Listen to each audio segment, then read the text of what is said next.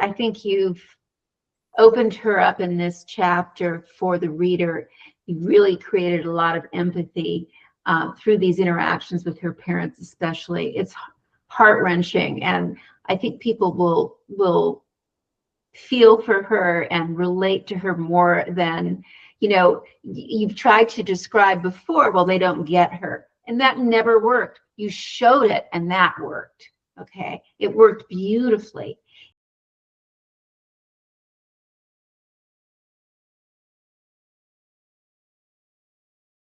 Yes, so Anna, in the back of her mind, knows she would like to enter this photography contest, and she needs a subject. So she hesitantly asks her dad if he might be interested in it, and he's a little confused at first. And then when he realizes what she's talking about, he pushes back on her thoughts behind why she wants to take the picture she wants to take. And then it just sort of digresses. And so she gives up on that. She asks Ryan, he's not interested in doing it. So she asks Alan and Emily Kingston if they would be willing.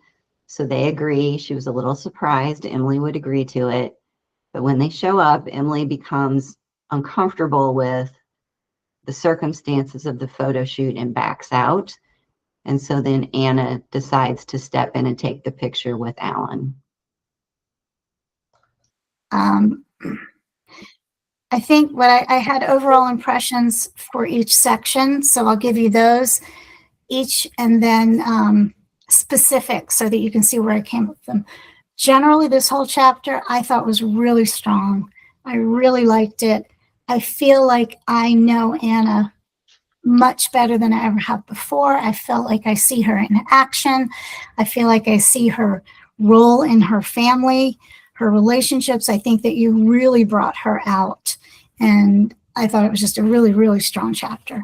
All right, so the first section is the first 5 pages, and like I mentioned before, I thought there were great character traits.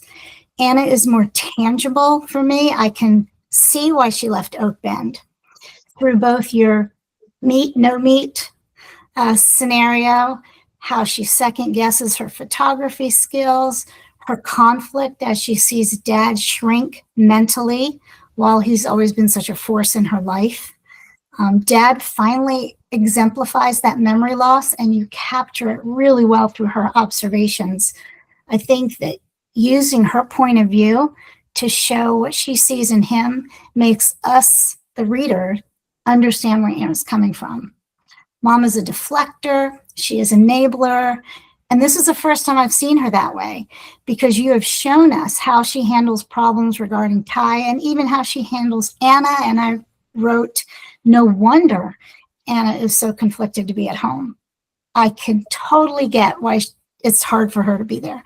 So this is a chapter where, as a reader, I feel her thoughts, I feel her conflict, I feel her motivations. I thought that section was really well done. The second section, which is pages 5 through 10, I thought this allows the readers to see Anna in action, which provides an opportunity to show how Anna has grown in her career when she's away from her family. We haven't seen her really in her element, because the story opens with her having to leave to come back home. This is the first time we get to see her, the photographer. So the scene really gives readers a sense of how restricted Anna must feel when she's with her family, and the freedom and lightheartedness she has when she's away from them. Again, building up that internal conflict into an external conflict. This is a great scene to showcase both Anna's skills and how she adapts to her own environment. When she leaves that home and she's photographing the scene with Paul and not Emily anymore, but she becomes more assertive and confident with the camera once she's away from mom and dad. So those are my overalls. So I'll just give you some specific impressions of where I got some of these. Let's see, starting on page 2, when you have, he lowered his paper and looked at Anna with eyes that seemed a little hollowed out. I like this observation Anna makes and the concern she shows by twisting the tablecloth and hoping I'm sorry, I wrote hoping AG would provide a connection. Who the heck is AG? Anyway, would provide a connection for them. I can't read my own notes. But those little gestures, again, really brought Anna out to me. A few paragraphs down, you talk about her addressing her dad. Do you have some free time? Stepping out on a newly frozen pond and praying not to see any cracks. And I just wrote love. The image is fresh. It's unique. You don't see it every day, but every reader can relate to what you're saying. Really good.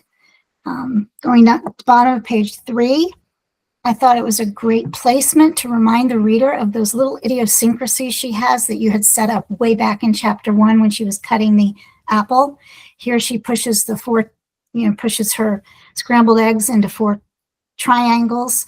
And again, a great reminder of the little quirks that are beginning to define her. Go down to page 5. I think on page 5, I simply had a comment that the whole section, you had strengths of character, story world, and conflict that really jumped out in those first 5 pages. Let's see, we're on to page 7, 8. Oh, I'm just rolling right along. I think that's all the specifics I had. My only question, and it was little, was when Emily says, I'm in a bit of a twit. And I didn't know if that was the right word because I thought twit was a British expression used to like demean someone. Like, oh, you're such a twit. I thought it would be she's in a snit, but I don't know what the British version of that word is. So that was the only word that captured me. But again, overall, I thought it was a really, really strong chapter. Thanks, Pam. Let me ask you a question. In terms of the excuse that Emily has, do you feel that was convincing? Yes, because the fact that Emily shows up carrying the apron, phenomenal detail, phenomenal, because she is not committed. And she is doing this for Anna because she's my best friend's daughter, but an apron. So it's convincing in the sense that I believe the readers see that Emily wants an excuse to get out. It's not because Emily really believes that. I think Emily thought from the get-go, I don't know if I want to be here. And then the more she hears about the American Gothic and has the vision that Anna has for the scene, the less she wants to be part of it, thinking, what will people think of me? In this little town, image is so important. I get that. Okay, good to know. All righty, thank you. That was awesome. I thought this was a very strong chapter. It's probably the strongest chapter that I've read so far in this. There were so many little things. Pam touched on several of them that were just quirky, little weird character details that I loved. But probably the highlight for me was the bottom of page 9. You're describing the sky now gathering to their west were cumulus clouds expanding vertically as if the sky had suddenly stood up. I love that. I'm probably just going to steal it from you. No, I won't. But I love the imagery. I love the way you described it. And I felt like that was consistent all the way through this chapter. Pam hit on the detail of Anna's eggs, and I'd forgotten the apple part. I thought that was her quirkiness about details, but I'd forgotten the apple thing that happened much earlier. So that was just one of those weird little things going on. I loved that detail. I loved Emily bringing the apron, like Pam said. That was a great detail that Anna caught, that she wasn't fully committed to this photo shoot because she had it draped over her arm. But the fact that Emily just starts talking in a British accent years ago and it just stuck, and she just I was like, what is that? I'm sure that has nothing to do with the story at all, but it's just a brilliant little quirky character tick. And I love that. It just feels real and authentic because all of us have weird little things like that we may or may not notice. So anyway, I really thought that was very strong. Just kind of, let me just give big picture things. I love the conflict with the conversation at the beginning between Anna and her parents and trying to talk them into doing this photo shoot. I think you arrived at the same place that you wanted to get to, which was doing the shoot with Emily and Alan. But you took that as a great opportunity for us to see the interaction between the three of them, which we hadn't really seen a lot of. And like Pam said, we got to see her mom as sort of this buffer zone and kind of placating everything. So that was just wonderful to see. The only thing I would suggest in that would be to potentially expand that section even more. Does something happen between her and the parents that maybe she doesn't even want them to participate in the shoot? So then she does decide to go with Alan and Emily. Or you could go that direction. You could go even more blatantly with her dad reacting even more to her job. So I think you could take it just maybe another step there between them. But I love the little details. The one thing I would say on page 1, that very first chapter that you have, I would just kind of go through that again, because there's a lot of telling going on in that chapter, and I think you could maybe show a little bit more. But it was just a lot of information that you conveyed right there. Let me scroll down a little bit. I love the detail on page 3 when Anna is talking to her dad that she's speaking loudly to him. It's just a great little thing that we can always fall into. I love seeing her interiority, where when her dad is questioning her recreating American Gothic and saying that maybe she needs to create new things, and then her thinking on page 4, do I have anything to say worthwhile? Do I have anything of interest? So again, we got to see Anna, and we got to see her thoughtfulness and her insecurity, which is always attractive in a character like that. So I really appreciated that. Yes, on page, I guess that was it. So I'm repeating myself now. I love the character details. I love the quirks. I thought this was a very strong, well-written chapter. Alex, your thoughts? Yeah, I agree with everybody. Don't have much to add. I have to say, Melany, I just love your ability with description, and it's just pleasant to read. I want to live through these chapters through your descriptions, and that's the joy for me of reading your work. And so just keep it up. I think most, given what everybody said, I think most of mine are going to be just little tiny details, right? When the dad was surprised at the phrase "shoot us," as in film, as opposed to with a gun, I thought he was joking at first. Right. And so I thought he was sort of play acting, like, "What? You're gonna shoot us?" Right? And then it turns out he actually was serious about it, because he's kind of losing his memory and so on. I don't know. So I'd say pick a direction with that one, whichever. The twit thing, yeah, I noticed that too. I thought twist might work there, because twit is a not very smart person in British. So yeah. Although you can say something like, put her knickers in a twist. Right. That's why. Yeah. Yep, that's why I thought twist would work. And then overall, just a couple things that I noticed is on page 2 and 3, sort of the bottom of 2 onto 3. There are a couple moments where you don't need to oversell the descriptions of the emotions given to us by the either what we know from the dialogue or from the scene and the situation already explaining it to us. So, like for example, wait, Anna said, a domino effect triggered in her mind, essentially.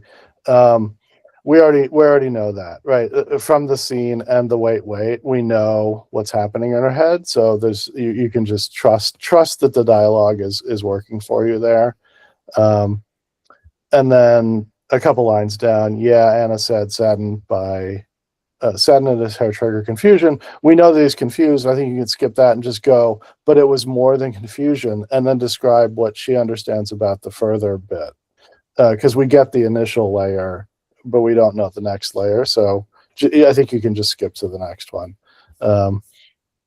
So trust that your dialogue is good too, and that you're already conveying what you need to, and that all the reader needs to know is the stuff we don't know, and then describe that, right? And that was pretty much it. Overall, I think everybody else kind of covered what I would say.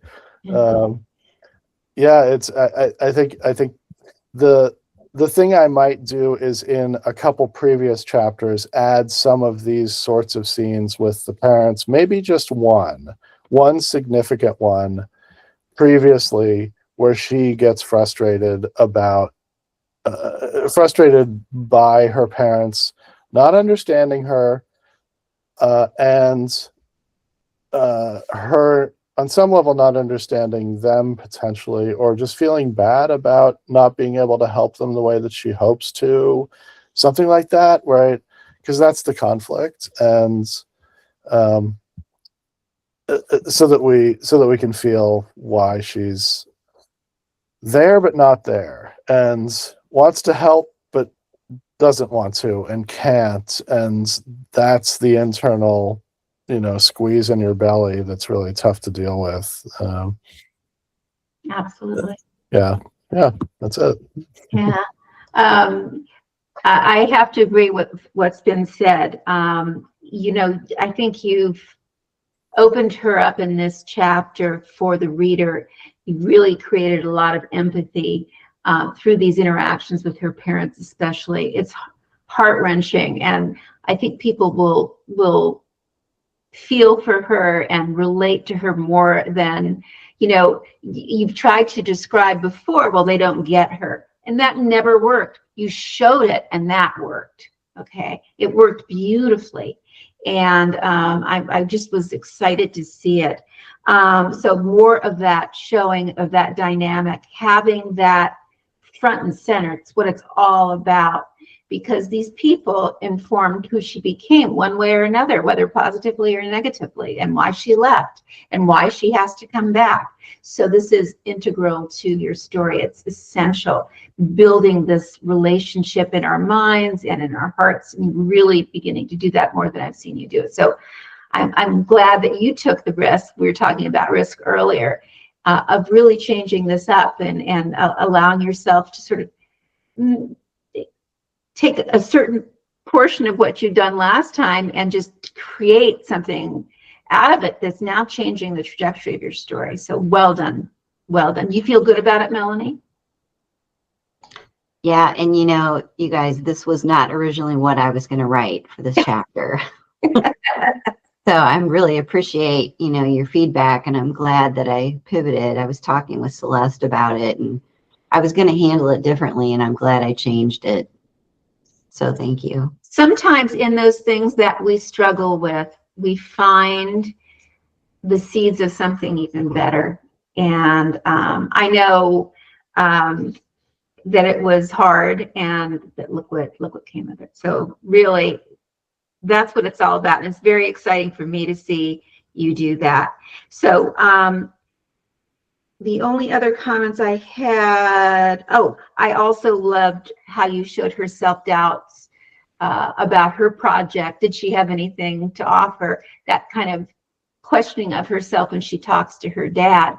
The only thing I was wondering is her dad disapproving or just not understanding? Is he frustrated because he doesn't get the way she thinks, or does she think that she's silly? I can't quite get a grip on the dad, how he really feels. Does he want to understand her, but he can't? In which case you would want to show physical frustration?